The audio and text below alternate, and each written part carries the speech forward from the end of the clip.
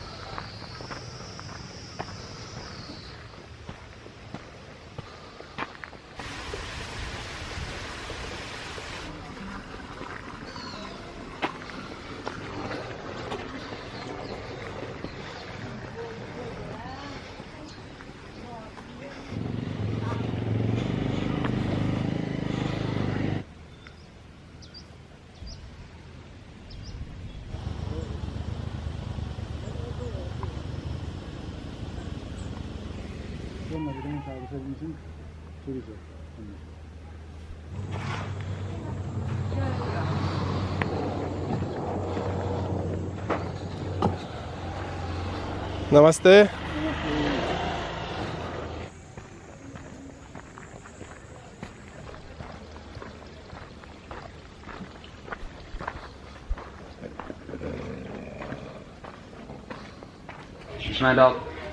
Coucou. Je suis arrivé les amis en haut de la montagne, à peine tout en haut de la montagne, mais j'ai pas mal grimpé. Hein.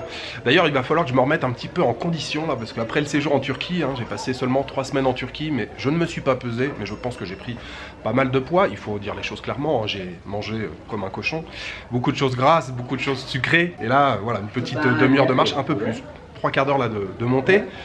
Je sens que ça tire un petit peu, mais je suis bien arrivé. Il y a un petit tea shop là dans l'enceinte du temple, donc je me suis arrêté évidemment pour siroter un doudh chia, un masala tea. Et le temple se trouve un petit peu plus bas là, et en fait juste à côté là de moi, en fait face à moi, il y a un bâtiment qui est très joli, tout en briques. Il y a 2 gars là très sympathiques qui sont à côté de moi qui m'expliquaient en fait que ce bâtiment ça a été construit il y a à peu près 200 ans, et donc le roi de l'époque venait passer un peu de temps ici, tranquille, le week-end, enfin le week-end ou en semaine, j'en sais rien, mais il venait passer un petit peu de temps ici. Donc cette partie maintenant elle est accessible, les gens peuvent venir se poser ici, pique-niquer. Le temple est un petit peu plus bas, le temple s'appelle Bajra Yogini, c'est un temple hindou, mais il m'expliquait qu'il y a aussi de nombreux bouddhistes qui viennent prier ici. En fait ici au Népal, c'est vrai que parfois la frontière est assez floue. On a des hindous qui viennent prier dans des temples bouddhistes, on a aussi des bouddhistes qui viennent prier dans des temples hindous.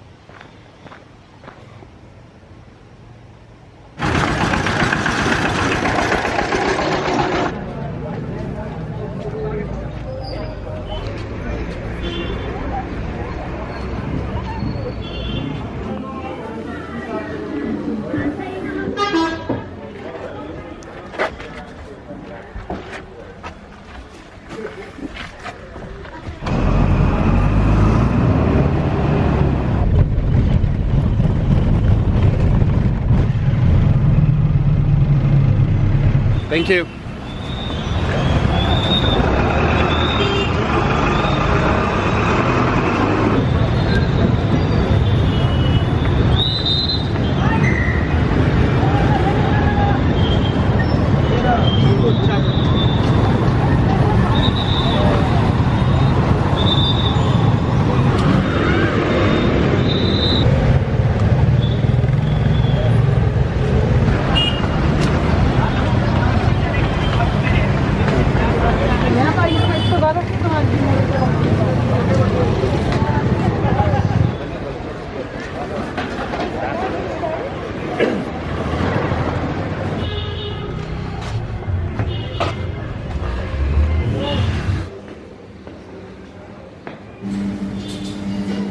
Salut Prixim, salut Max, comment ça va? Salut. Salut, bonjour les filles, bonjour les gars. Alors ce soir, je suis invité. Qu'est-ce que tu nous as préparé Prixim? Alors il faut savoir qu'il fallait finir les restes parce que je pars demain à l'aéroport. Nous avons du soja grillé, Ouais.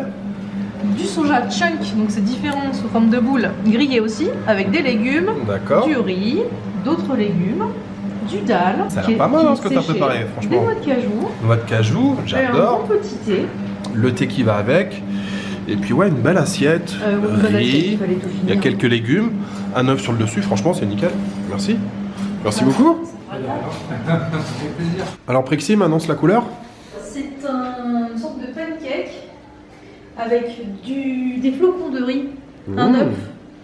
Et puis à l'intérieur, il y a des petites garnitures, du miel, un peu de beurre de cacahuète et je te laisse découvrir du chocolat.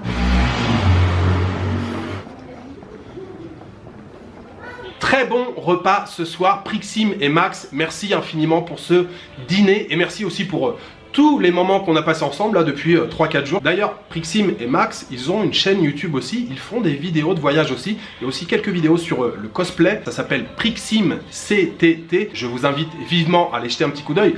Je mettrai le lien de leur chaîne dans la description sous la vidéo. Et puis sinon, la visite du village cet après-midi de Sakou, puisqu'on dit Sakou, hein. J'ai demandé à plusieurs Népalais, ils m'ont dit Sakou, c'était très sympa. J'ai pas fait 50 000 choses, hein. J'ai traversé le village, je suis allé là-haut sur la montagne pour aller voir donc le temple est très sympa, le cadre aussi est très sympa hein, puisque c'est dans la forêt, il y a des arbres tout autour, les drapeaux de prière bouddhiste et puis une armée de singes aussi là, vous avez vu il y a des singes partout, il y a une petite partie du temple qui était en rénovation donc il y avait pas mal de poussière, j'essaye un maximum de protéger l'appareil photo, c'est vraiment pas facile ici au Népal puisque c'est quand même un pays qui est très poussiéreux, alors quand en plus il y a des travaux, il y a encore plus de poussière. Je suis redescendu de la montagne, j'ai pris le dernier bus pour rentrer à Katmandou et puis le repas donc ce soir. Aujourd'hui, c'était ma dernière journée à Katmandou, alors Katmandou City, on va dire. Demain, nouvelle destination. Alors, je vais pas très loin, hein. Je pense qu'il y a même un peu moins d'1 heure de bus. Je vais à Bhaktapur, c'est une ville aussi très connue ici, hein, dans la vallée de Katmandou, avec un très beau Dorber Square. Voilà, il me reste juste à vous souhaiter une bonne soirée, une bonne nuit ou une bonne après-midi. Je vous donne rendez-vous demain pour une nouvelle journée au Népal. Ciao, good night.